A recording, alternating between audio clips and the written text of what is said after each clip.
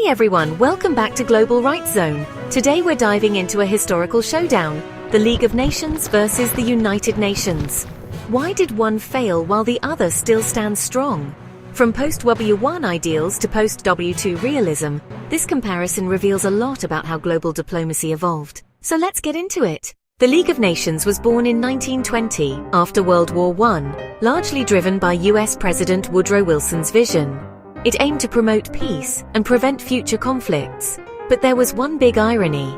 The US never joined. Congress rejected it, and that weakened the League from the start. The League had about 42 founding members, but membership fluctuated. Major powers like the US weren't there, and others like Germany and the USSR joined late or left.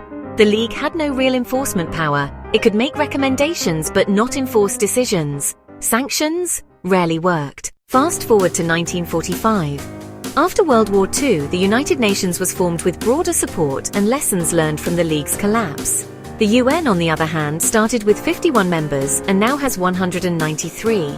All recognized sovereign states are basically included. The UN, though not perfect, has tools like peacekeeping forces, the Security Council, and binding resolutions. It's more structured. But here's the kicker. The UN Security Council has 5 permanent members with veto power. That's both a strength and a flaw. The League failed to prevent one too, partly due to appeasement and inaction during crises like Manchuria, 1931, and Ethiopia, 1935.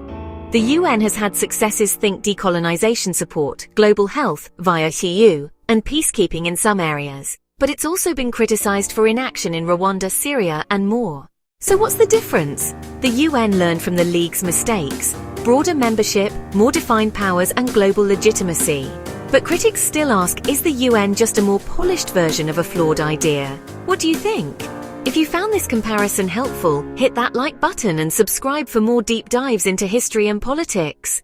And drop a comment. Which organization do you think made a bigger impact on global peace?